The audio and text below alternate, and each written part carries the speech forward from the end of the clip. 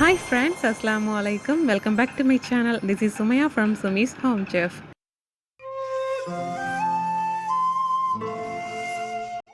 Friends, இன்றைக்கி நம்ம சேனலில் பார்க்க போகிறது மலேசியா சிங்கப்பூரில் எல்லாம் ரொம்பவே ட்ரெடிஷ்னலான ஒரு சூப்பரான ஹெல்த்தியான ஸ்வீட் டெசர்ட் ட்ரிங்க் ரெசிபி தான் பார்க்க போகிறோம்.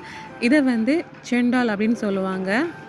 இது ஹெல்த்தியான ட்ரிங்க் மட்டும் இல்லைங்க, ரொம்பவே டேஸ்டியாக இருக்கும். இதில் நம்ம bomb sugar and coconut milk use பண்ணி செய்ய போகிறோம். ஸோ ரெண்டோட காம்பினேஷனும் சேர்த்து வேறு லெவலில் இருக்கும்.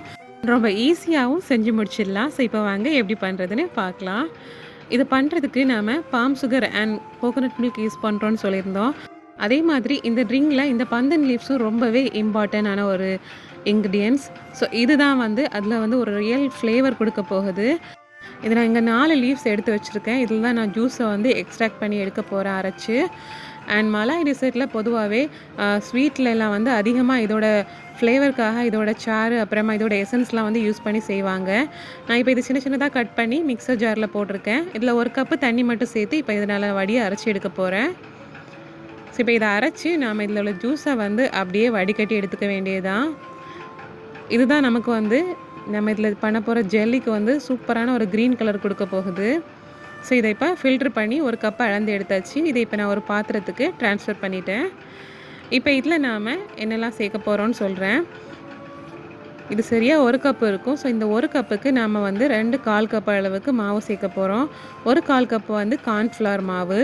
ஸோ கார்ன்ஃப்ளவர் மாவு நம்ம எடுக்கிற அளவில் தான் அரிசி மாவும் எடுக்க போகிறோம். ஸோ அடுத்ததாக நாம் 1/4 கப் அளவுக்கு அரிசி மாவு எடுத்துக்கிறோம். அதையும் நாம் இப்போ இதில் சேர்த்தாச்சு.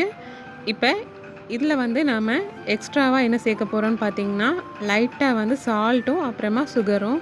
ஸோ சுகர் பார்த்திங்கன்னா லைட்டாக மைல்டாக வர்றது மாதிரி 1 டீஸ்பூன் அளவுக்கு மட்டும் சேர்த்துடலாம்.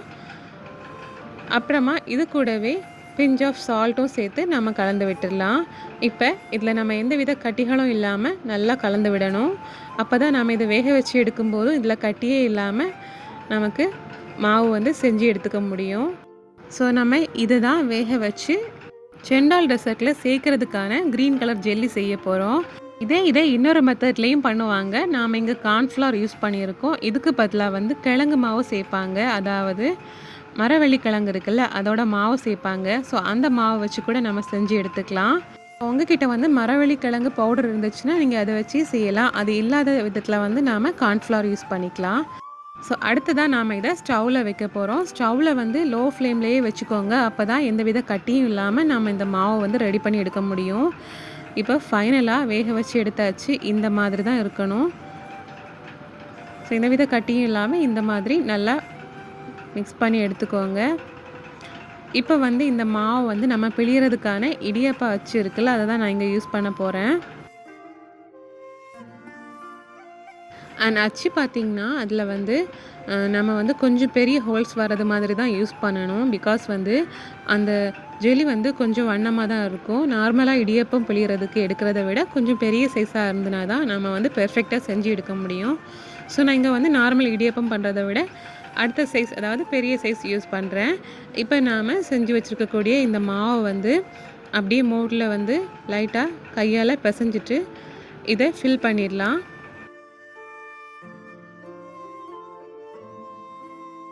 ஸோ ஃப்ரெண்ட்ஸ், இதை ஃபில் பண்ணுறதுக்கு அப்புறமா நாம் இதை கோல்டு வாட்டரில் தான் பிழிஞ்சு விட போகிறோம்.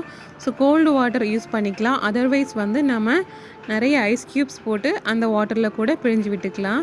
நான் இங்கே கோல்டு வாட்டரை எக்ஸ்ட்ராவாக இருக்கக்கூடிய பந்தன் லீவ்ஸ்லேருந்து ஜூஸ் எடுத்து சேர்த்துருக்கேன். ஸோ அதை இன்னும் அந்த கலர் அப்படியே இருக்கிறதுக்காக இப்போ நாம் செஞ்சு வச்சுருக்க மாவு கொஞ்சம் கொஞ்சம் லெந்தியாக இந்த மாதிரி கட் பண்ணி எடுத்துக்கோங்க. ஸோ உங்களுக்கு எந்த சைஸில் வேணுமோ அந்த மாதிரி, ரொம்ப லெந்தாக இல்லாமல் இந்த மாதிரி நாம் பிழிஞ்சு அந்த கோல்டு வாட்டர்லேயே சேர்த்துடலாம்.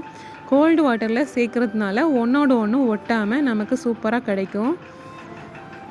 ஸோ இந்த ஜெல்லியை தான் நாம் செண்டாலுக்கு யூஸ் பண்ண போகிறோம். பாருங்கள், ஸோ இப்போ நமக்கு ஜெல்லி ரொம்பவே அழகாக தயாராகிடுச்சு. அடுத்ததாக நான் இங்கே ரெட் பீன் வேக வச்சு எடுத்து வச்சுருக்கேன். இதை ராஜ்மான்னு சொல்லுவாங்க. ஸோ இது நாம் நல்லா வேக வச்சு இந்த மாதிரி ப்ரெஸ் பண்ணும்போது நல்லா இந்த மாதிரி உடஞ்சி வரும். ஸோ இந்த மாதிரி வேக வச்சு எடுத்துக்கோங்க. அடுத்ததாக என்ன வேணும்னு பார்த்தீங்கன்னா, கருப்பட்டி பாகு, அதாவது பாம் சுகரை வந்து பாகு ரெடி பண்ணது. இதை நீங்கள் மெல்ட் பண்ணும்போது, அதாவது பாம் சுகரை மெல்ட் பண்ணும்போது அதில் ஒரு ரெம்ப இலையை இந்த மாதிரி போட்டு மெல்ட் பண்ணிங்கன்னா அதில் அந்த ஃப்ளேவர் வந்து ரொம்பவே நல்லா இருக்கும். ஸோ ஒரு சின்ன துண்டு போட்டு அதை வந்து சேர்த்து பாகை வந்து ஃபில்டர் பண்ணி எடுத்து வச்சுருக்கேன். அப்புறமா கட்டியான தேங்காய் பால், இது வந்து முதல் பால், அதாவது தேங்காய்லேருந்து எடுக்கக்கூடிய முதல் பால், அதையும் எடுத்து வச்சுருக்கேன். இப்போ கிளாஸில் வந்து செண்டால் அரேஞ்ச் பண்ண ஆரம்பிக்கலாம். ஸோ ஃபஸ்ட்டு வந்து நாம் ரெட் பீன் வந்து வேக வச்சது சேர்த்துக்கிறோம் 3 டேபிள் ஸ்பூன் அளவுக்கு. அப்புறமா இதில் வந்து நாம் செஞ்சு வச்சுருக்கக்கூடிய க்ரீன் ஜெல்லி இருக்குல்ல, அதையும் நாம் இந்த மாதிரி சேர்த்துடலாம். சேர்த்துட்டு இப்போ இதுக்கு மேலே நாம் கருப்பட்டி பாகு, அதாவது பாம் சுகர் சிரப் சேர்த்துடலாம். சேர்த்துட்டு அடுத்ததாக நாம் இதில் 1 கப் அளவுக்கு திக்கான தேங்காய் பால் சேர்க்குறோம். அவ்வளோதான். இப்போ இதை ஒரு லெந்தியான ஸ்பூனை வச்சு ஒரு டீப் மிக்ஸ் கொடுத்துட்டு சர்வ் பண்ணிக்க வேண்டியதான். அதாவது கீழே இருக்க பாம் சுகர் வந்து கம்ப்ளீட்டாக அதில் மிக்ஸ் ஆகிறது மாதிரி இந்த மாதிரி கலந்து விட்டுக்கோங்க. இதை வந்து நீங்கள் ஐஸ் க்யூப்ஸ் போட்டு கூட நீங்கள் வந்து ரொம்பவே கூலாக சர்வ் பண்ணிக்கலாம். அதர்வைஸ் நம்ம இதில் சேர்க்குற எல்லா இன்க்ரீடியன்ஸையுமே ஃப்ரிட்ஜில் வச்சுட்டு அதை நம்ம கூலாக சேர்த்து கூட அப்படியே யூஸ் பண்ணிக்கலாம். ரொம்ப நல்லாயிருக்கும். நான் இங்கே வந்து தேங்காய் பால், கருப்பட்டி பாகு எல்லாமே ஃப்ரிட்ஜில் வச்சுட்டு அப்புறமா தான் நான் இங்கே வந்து மிக்ஸ் பண்ணியிருக்கேன். ஸோ ரொம்பவே கூலாக அண்ட் டேஸ்டியாகவும் இருந்துச்சு இது குடிக்கிறதுக்கு. இது வந்து ரொம்பவே ஹெல்த்தியான ஒரு ட்ரிங்க் கூட. இந்த காம்பினேஷன் ரொம்பவே நல்லாயிருக்கும். அதாவது இதில் இருக்க ஜெல்லி, அப்புறமா அந்த ரெட் பீன் அண்ட் இந்த கோகோனட் மில்க், அப்புறமா பாம் சுகர் எல்லாம் சேர்த்து சாப்பிட்றதுக்கு ரொம்பவே அருமையாக இருக்கும். ஸோ நீங்களும் மறக்காமல் ட்ரை பண்ணி பாருங்கள். அண்ட் இந்த வீடியோ பிடிச்சிருந்துன்னா வீடியோக்கு மறக்காமல் லைக் போடுங்க, ஷேர் பண்ணுங்கள், கமெண்ட் பண்ணுங்கள். இன்னும் இன்ட்ரெஸ்டிங்கான ரெசிபிஸ் பார்க்குறதுக்கு என்னோட சேனலை மறக்காமல் சப்ஸ்கிரைப் பண்ணிக்கோங்க. இந்த நாள் இனிய நாளாக அமையட்டும். தேங்க்யூ ஸோ மச் ஃபார் வாட்சிங்.